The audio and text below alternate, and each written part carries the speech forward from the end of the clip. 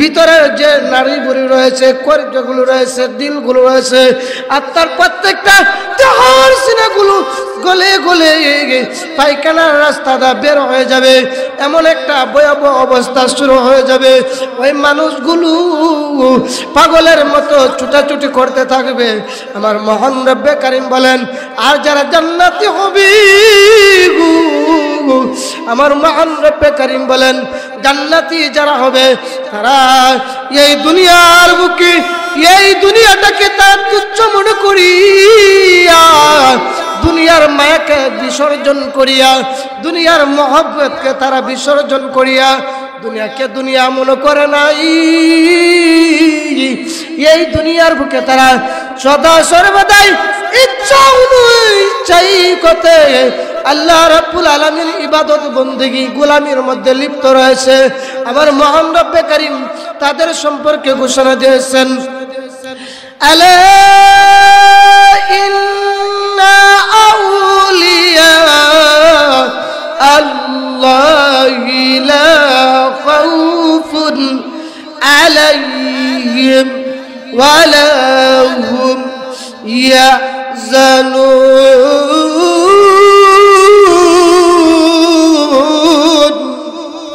আলা শব্দান ইন্না, নিশ্চয় আউলিয়া আল্লাহ, যারা আমি আল্লাহর বন্ধু হয়েছে, লা নাই খাউফুন ভয়, লা খাউফুন তাদের কোনো ভয় নাই, ওয়ালা হুম ইয়াহজানুন তাদের কোনো দুশ্চিন্তা নাই, তাদের কোনো চিন্তা ভাবনা নাই। তারা এমন ভাবে ভাবনা করেছি, তারা এমন ভাবে আল্লাহকে হাসিল করেছে, তারা এমন ভাবে আল্লাহকে খুশি করেছে। আল্লাহ রাব্বুল আলামিন যখন তারা যখন আল্লাহর কাছে কোনো কিছু আবদার করে, তারা যখন আল্লাহর কাছে দাবি করি গো, দাবি করতে দেরি হয়, মহান রব্বে কারীম তাদের আশাগুলো পূরণ করতে মুহূর্তের জন্য দেরি করে নাই। তাকে দেখেন, আপনি আমি যে দুনিয়ার মধ্যে রয়েছি, এই দুনিয়াটা হলো ক্ষণস্থায়ী একটা জিন্দেগি, এমন একটা জগৎ রয়েছে বন্ধু, যেই জগতের মধ্যে আবাদুল আবাদ থাকতে হবে, যেই জগতের মধ্যে আপনি আমি চলে যাইতে হবে, ওই জগৎটার নাম হলো কবর। ওই কবরে যাইতে হবে কি হবে না? ওই কবরের সামানগুলো তৈরি করতে হবে কি হবে না? কেমন করে কবরের সামান তৈরি করব, কেমন করে কবরের বাসিন্দা হইতে গেলে কবরের সামানগুলো তৈরি করব। ও বন্ধু, বনি ইসরাইলের জমানার মধ্যে তাকায় দেখেন, একজন মাহবুব আল্লাহর একজন মাহবুব বান্দা মসজিদে নববীর মধ্যে তিনি যায়। তিনি যাওয়ার পরে একজন আরেকজনের সাথে যখন সাক্ষাৎ হয়, নামাজের মধ্যে যখন সাক্ষাৎ হয়, নামাজের মধ্যে সালাম আর বিনিময় শুরু হলো। একজন আরেকজনকে সালাম দেয় মহব্বত করে, মায়া করে, একজন আরেকজনকে প্রতি দয়াবান এবং মায়াবান হয়। ওই বান্দাগুলো যখন নামাজের মধ্যে লিপ্ত হয়ে গেল, প্রতিদিন নামাজের মধ্যে, নামাজের যখন সময় হয়ে যায়, নামাজ পড়ার জন্য মসজিদে আকসার মধ্যে চলে যায়। মসজিদে আকসার মধ্যে যায় নামাজ বন্দেগী ইবাদত বন্দেগী করে, একজনের সাথে আরেকজন মোলাকাত হয়, মোলাকাত বিনিময় কথাবার্তা বলে। এমন সময় একের প্রতি অপরের মহব্বত বন্ধন বেড়ে গেল, মায়া মহব্বত যখন বেড়ে গেল, এমন সময় ডাক দিয়া বলেন, বাইরে ভাই, আমার মন সাক্ষী দেয়, মনে হয় আমি আর পৃথিবীর বুকে বেশি দিন বাঁচব না, মনে হয় এই পৃথিবীর বুকে আর আমি বেশি দিন বাঁচব না।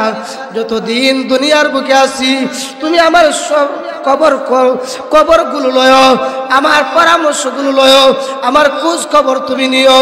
যেদিন আমি দুনিয়া থেকে চলে যাইব রে, নিজে আমাকে তুমি কাফন করায়, নিজে আমাকে দাফন করায়, নিজের হাতে আমাকে গোসল করায়। ওই বাংলাটা ডাক দিয়ে বলে, ঠিক আছে, যদি আমি তোমার আগে দুনিয়া থেকে চলে যাই, যদি চলে যাও, তাহলে আমি তোমাকে কাফন করাবো, গোসল করাবো, কবরস্থ করবো, কবরস্থ করিয়া সবাই যখন ওই কবরের নিকট থেকে চলে আসবে, তুমি কিন্তু আমার কবরের পাশে দাঁড়ায়া দাঁড়ায়া কালমার তালকিন তুমি দিও। ওই বন্ধুটা ওই শর্তের মধ্যে রাজি হয়ে গেলেন। ডাক দিয়ে বলেন, ঠিক আছে, যদি আমি দুনিয়া থেকে চলে যাই, তুমি যদি চলে যাও আমার আগে, আমি তোমাকে কাফন পরাবো, গোসল করাবো, জানাজার মাঠে জানাজা আদায় করব, কবরস্থ করব, তোমাকে নিজের হাতে কবরে নামাইব। নিজের হাতে কবরে নামাইয়া সবাই যখন কবর থেকে চলে যাইবে, আমি নিজে দাঁড়াইয়া দাঁড়াইয়া তোমার কবরের পাশে কালিমার তালকিন দিব। পাইলে নিরালাই গো নবী, পাইলে নিরালাই, বলো পাইলে পাইলে নিরালাই, আপনার নূর কদমে চমকাবা, নূর কদমে চরণ দুলি মাগব গাই, পাইলে নিরালাই গো নবী, নিরালাই, বলো পাইলে নিরালাই গো নবী। আমার নবী হাবিবুল্লাহ বলিয়াছেন আল্লাহ তাআলা, ওই নবীজির নাম জপিলা, নূর নবীজির নাম জপিলা, হৃদয় উজালা, পাইলে নিরালাই গো নবী। সবাই সবাই ছেলেগুলো বলে দেও, আমি পাইলে নিরালাই গো নবী, আপনার নূর কদমে চমকাবা, নূর কদমে চমকাবা, চরণ দুলি মাগব গাই, পাইলে নিরালাই গো নবী, নিরালাই, বলেন পাইলে নিরালাই গো নবী। ওই বান্দাটা ডাক দিয়ে বলে, হে আমার ভাই, আমি যদি আগে চলে যাই, নিজে তুমি আমাকে কাফন পরাইবা, নিজে তুমি গোসল করাইবা, কাফন পরাইবা, কবরের মধ্যে রাখবা, সবাই যখন কবর থেকে চলে আসবো, তুমি দাঁড়াইয়া দাঁড়াইয়া কালমার তালকিন দিবা। এমন ভাবে ওই বান্দাটা একদিন, দুই দিন, তিন দিন, চার দিন, কিছুদিন যখন অতিবাহিত হলো, হঠাৎ করে কবর আসলো। ওই বান্দাটা ঘরের বিছানার মধ্যে কাতরাচ্ছে। এমন সময় ওই বান্দাটা আল্লাহর প্রিয় মাহবুব ওই ব্যক্তির বাড়ি চলে গেলেন, গিয়া তার দেখাশোনা করলেন, তার খোঁজ খবর নিলেন। ও মুসলমান ভাই বাবারা, একজন মুসলমান আরেকজন মুসলমানের প্রতি 6টা হক রয়েছে। এর মধ্যে একটা হক হলো এক মুসলমান ভাই যখন অসুস্থ হয়, রোগে আক্রান্ত হয়, তাকে দেখার জন্য এটাও আপনি আমার মধ্যে একটা হক রয়েছে। তার মধ্যে আরেকটা হক হলো মুসলমান যখন সাক্ষাৎ হয়, সাক্ষাৎ হওয়ার সাথে সাথে একজন মুসলমান আরেকজন মুসলমানের সাথে সাক্ষাৎ হওয়ার সাথে সাথে প্রথম নাম্বার হক হলো একজন মুসলমানের প্রতি আরেকজন মুসলমানের সালাম দেওয়া। এটাও মুসলমানের মধ্যে আরেকটা হক রয়েছে। ও বন্ধু বাবারা, ওই বান্দাটা যখন দুনিয়া থেকে চলে গেল, মালাকুল মউত আজরাইল আলাইহিস সালাতু ওয়াস সালাম ওই বান্দার পান পাখিটা বের করে নিল। বের করে নেওয়ার সাথে সাথে গো ওই বান্দাটা পরজগতে চলে গেল। ওই বান্দাটা আল্লাহর মাহবুব বান্দাটা তাকে গোসল করাইলেন, সাদা গরুই পাতার গরম জলে গোসল করায়া এমন ভাবে যখন তাকে মাথা সাদা মার্কিন কাপড়গুলো পরাতে শুরু করলো, সাদা কাপড়গুলো পরাইতে শুরু করলো, ওই বান্দার অতীতের কথাগুলো স্মরণ হয়ে গেল। আমার বন্ধু তো বলেছিল আমি যেন তাকে নিজে কাফন পরাই, নিজে দাফন করে, নিজে গোসল করাই, নিজে জানাজা পড়াই, আবার কবরস্থ নিজে রাখি। ওই কথাগুলো স্মরণ করিয়া করিয়া ওই বান্দাটা বিনায়া বিনায়া কান্দে, চোখের পানিগুলো ছেড়ে ছেড়ে বিনায়া বিনায়া কান্দে। কবরের মধ্যে শুয়াইবে, ওই বান্দাটাকে কাফন পরাইলো। কাফন পরানোর পরে জানাজার মাঠে যখন গেল, জানাজার মাঠের মধ্যে চলে গেল মরুভূমির এলাকায়, অল্প কিছু মানুষ ছিল। টাকা দেখেন গো, জানাজার মাঠে যখন শুরু করলো জানাজা আদায় করার জন্য, এমন সময় টাকা দেখেন গো অগণিত মানুষগুলো ওই জানাজার মধ্যে সামিল হয়ে গেছে। মানুষগুলো সারিবদ্ধ হয়ে দাঁড়ায় গেছে। জানাজার নামাজ পড়াইলেন। জানাজার নামাজ পড়াইয়া ওই বান্দাটা কি কবরের মধ্যে যখন রাখবেন, কবরের মধ্যে রাখার সাথে সাথে ওই বান্দাটা ডেকে ডেকে বলে, ওরে বান্দা, আমি যে তোমাকে ওয়াদা করেছিলাম, আমি তোমার প্রতি যে নসিহত করেছিলাম, সবাই আমাকে রেখে যখন চলে যাইবে তখন তুমি নিজে আমাকে কালমার তারকিন গুলো দিও।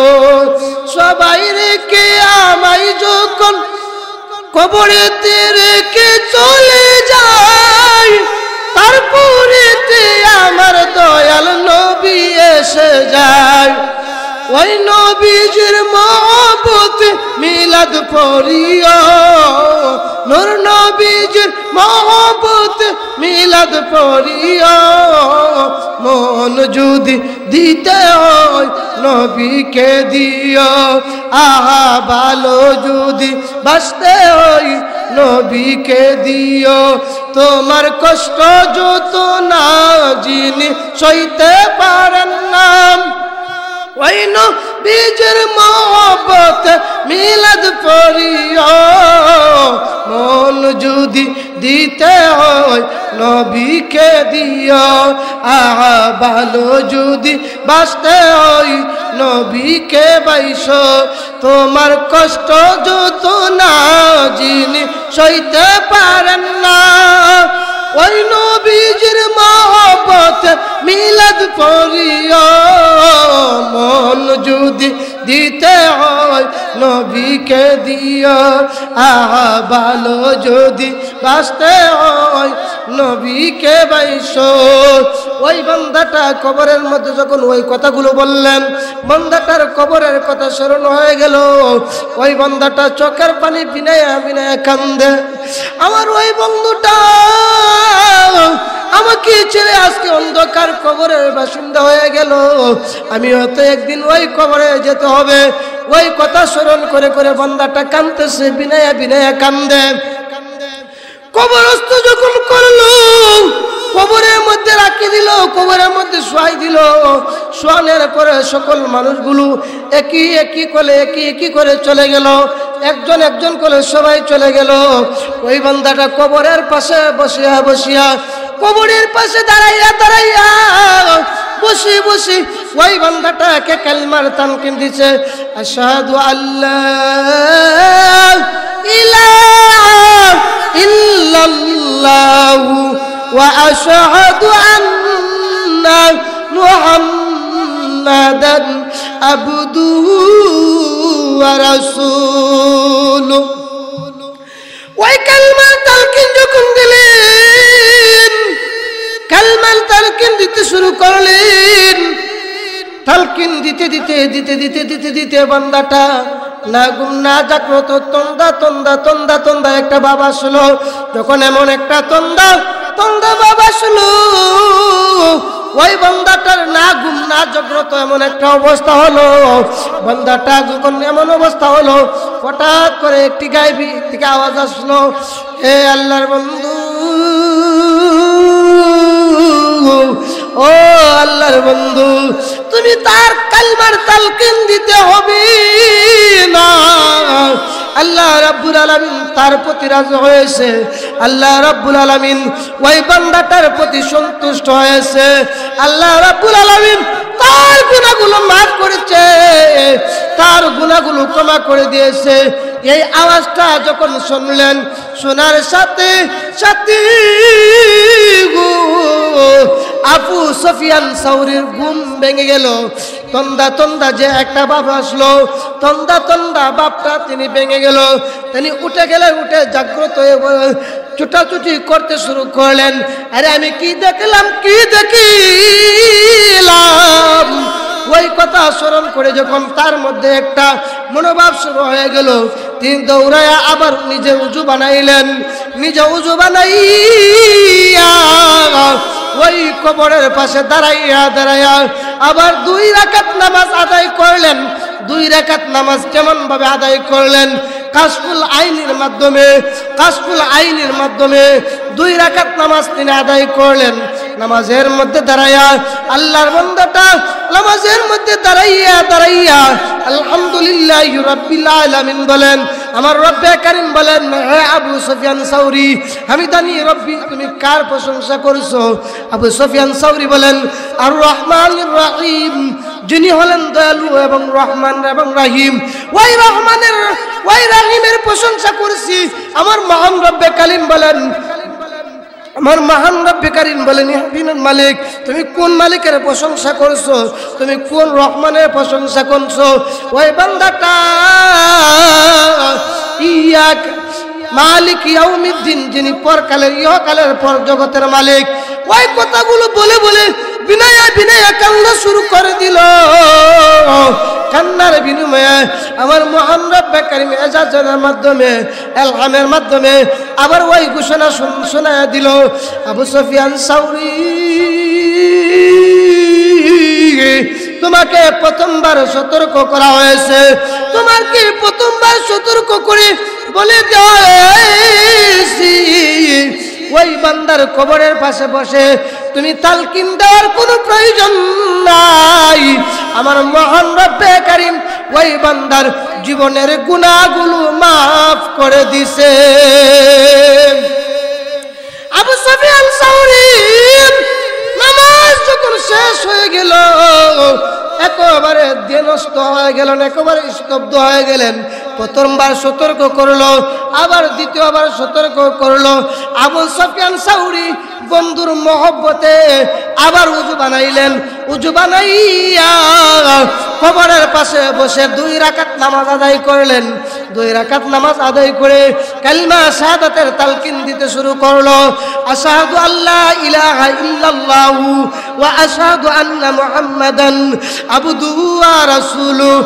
এমন ভাবে যখন আবার তালকিন দিতে শুরু করলেন, তালকিন দিতে দিতে তালকিন দিতে দিতে আবু সুফিয়ান সাউরি হঠাৎ করে ওই জমিনের মধ্যে সেজদা অবস্থায় ঘুমায়া গেলেন। ঘুমায়া যখন গেলেন,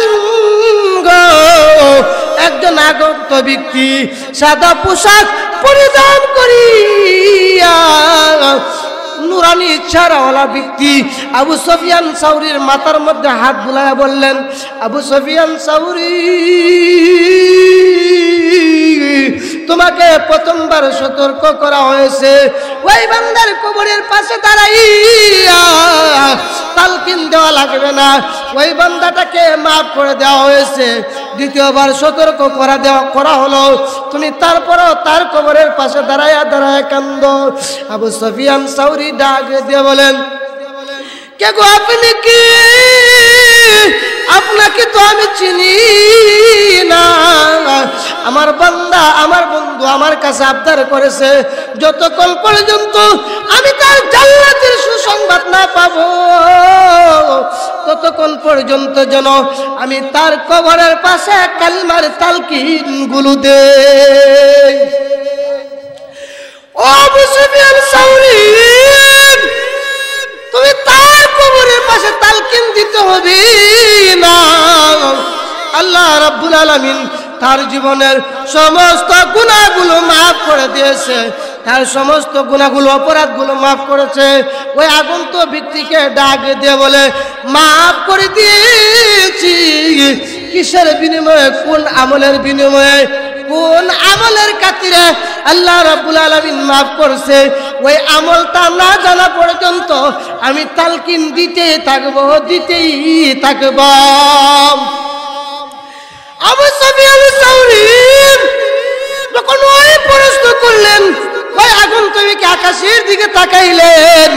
আল্লাহ রাব্বুল আলামিন আলহামের মাধ্যমে আবার জানাই দিলেন, হে আবু সুফিয়ান সাউরি, ওই বান্দাটা জমিনের মধ্যে এমন একটা আমল করতো যে আমলটা আমি আল্লাহর কাছে অতি বেশি প্রিয় পছন্দ, আমি আল্লাহর কাছে বেশি মনোযুক্ত, বেশি মনোভুক্ত। এই জন্য আমি মহান রব্বে কারিম ওই বান্দার তামাম গুনাহগুলো মুহূর্তের জন্য মাফ করে দিছি।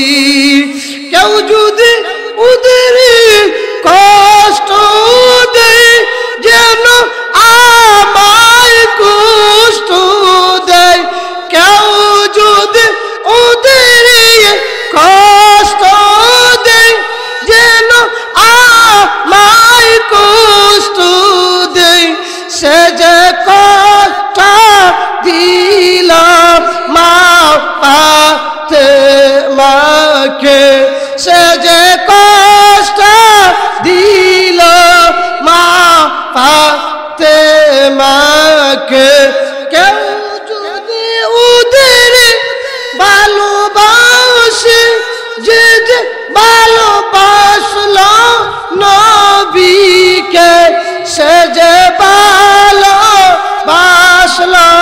নূর নবীজিকে, সে যে ভালোবাসলো নূর নবীজিকে,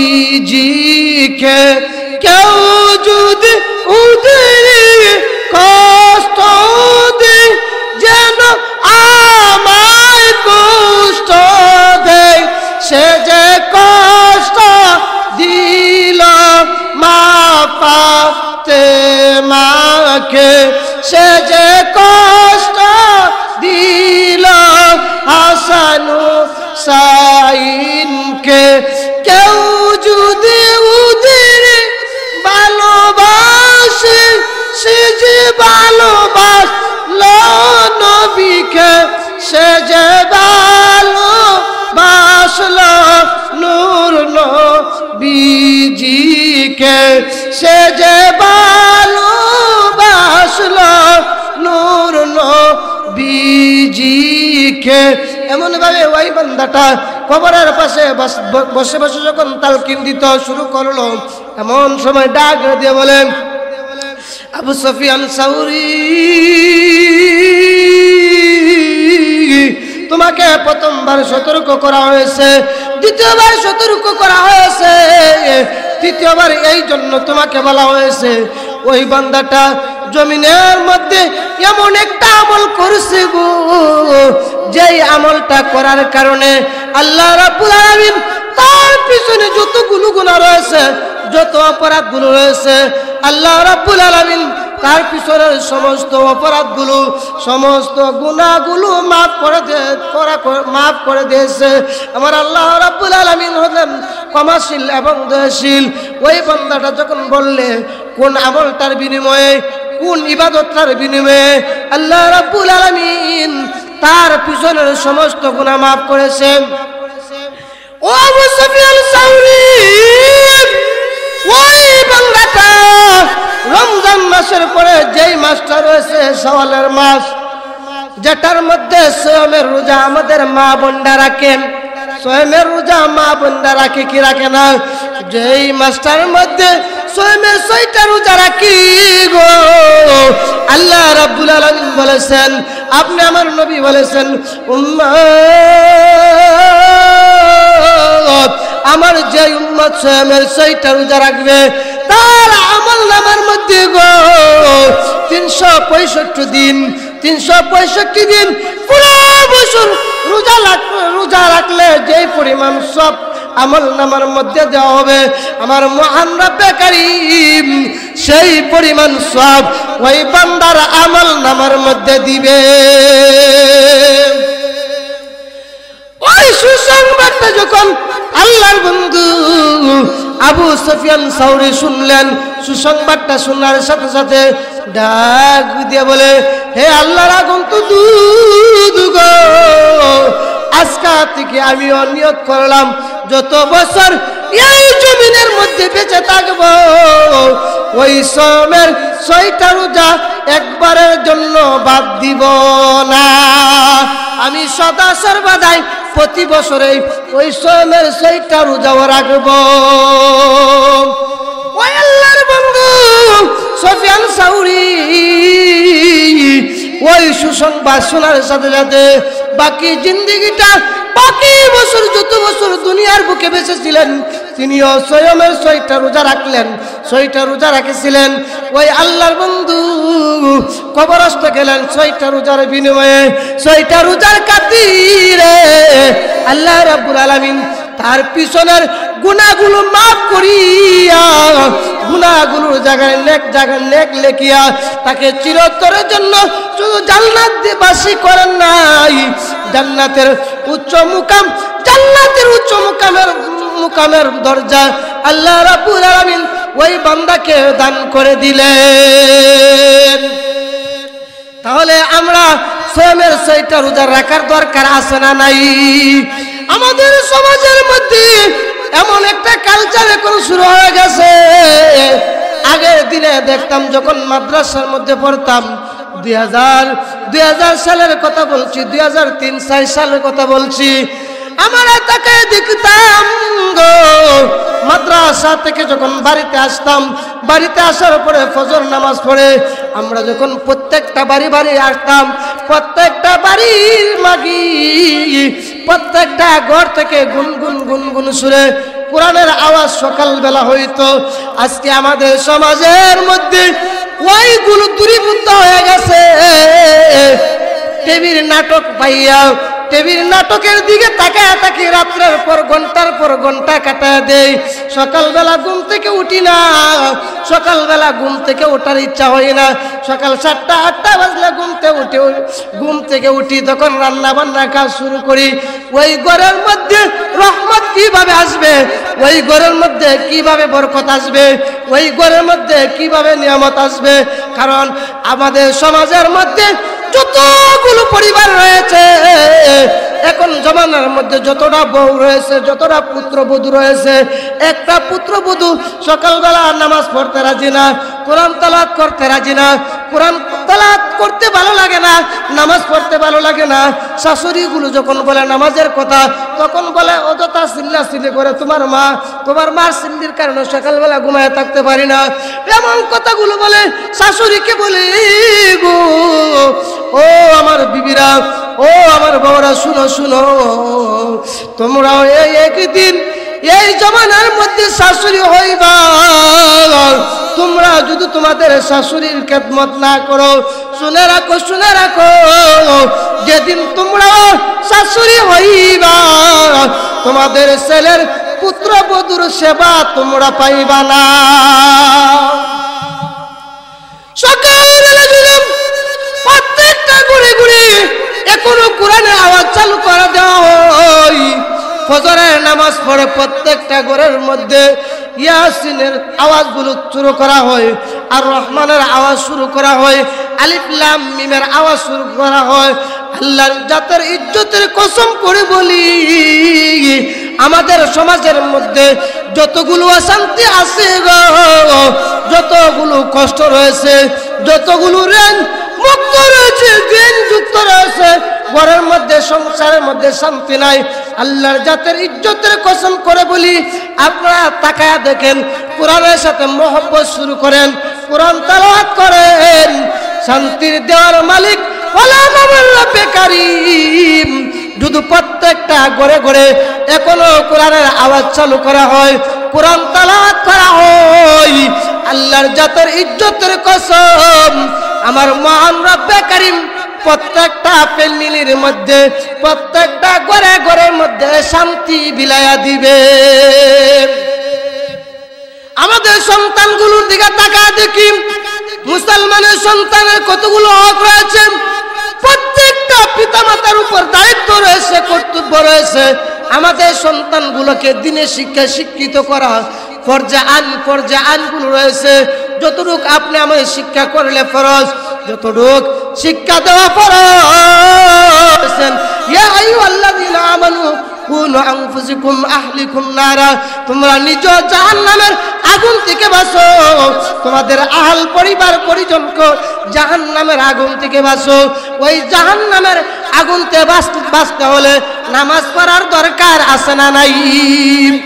নিজে নামাজ পড়তে হবে, নিজের বিবিকে নামাজ পড়াতে হবে, নিজের নামাজের দিকে দাবিত হবে, নিজের ছেলে মেয়েকে নামাজের জন্য দাবিত করতে হবে। প্রত্যেকটা সন্তান আল্লাহর দরবারে এক মামলা মোকদ্দমা করবে। আল্লাহ, দুনিয়ার বুকে যখন কোনো কর্মগুলো করতাম, দুনিয়ার বুকে যখন কোনো কাজগুলো করতাম, যখন পিতামাতার কাছে নালিশ সারতো, পিতামাতা কঠোরতা করতো, আমাদেরকে নিষিদ্ধতা করতো, কোনোদিন নামাজের জন্য পার করে নাই, নামাজের জন্য আমাকে পাহাড় করে নাই। যদি নামাজের জন্য আমাকে শক্তভাবে পাহাড় করতো, কোনোদিন আমি নামাজ ছাড়তাম না। ওগো আল্লাহ, আমার কোনো দোষ নাই, আমার পিতা মাতা আমাকে এই জন্য দাবিতি করে না, আমাকে নামাজ পড়ার জন্য আগ্রহ করে না, আমি যদি নামাজ পড়ছি না এই জন্য আমাকে কঠোরতা করে না। যদি আমাকে কঠোরতা করতো তাহলে আমি নামাজও ছাড়তাম না। হাসরের ময়দানে ছেলে মেয়েগুলো আপনি আমার বিরুদ্ধে আল্লাহর দরবারে মামলা দায়ের করবে, এই সময় কিন্তু বাঁচার কোনো উপায় নাই। উপায় নাই রে, উপায় নাই রে, উপায় নাই। মুসলমানদের নামাজ সারা উপায় নাই, মুসলমানদের নামাজ সারা উপায় নাই। নামাজ পড়ার দরকার আছে না নাই? প্রথম 5টা মৌলিক বিষয় হলো, প্রথম নাম্বার হলো কালিমা। আমরা জবান দ্বারা বললাম লা ইলাহা ইল্লাল্লাহ, আল্লাহ ছাড়া কোনো ইলাহ নাই, আল্লাহ ছাড়া কোনো উপাস্যকারী নাই। এই কথাটা জবান দ্বারা বললাম, অন্তরের দ্বারা স্বীকৃতি দিতে হবে, কাজে পরিণত করতে হবে, নূর নবীজির মহব্বতে সহবতে চলতে হবে। আর জবান দ্বারা স্বীকৃতি দিলাম মুহাম্মাদুর রাসূলুল্লাহ,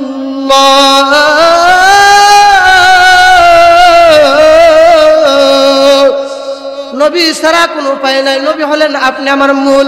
ইমানের মূল জবান দ্বারা স্বীকৃতি দিলাম লা ইলাহা ইল্লাল্লাহ, আল্লাহ ছাড়া কোনো ইলাহ নাই, আল্লাহ ছাড়া কোনো মাবুদ নাই। আর ইয়াকিন এবং বিশ্বাসের দ্বারা কাজে দ্বারা পরিণত করতে হবে, তাহলে আপনি আমি ইমানদার।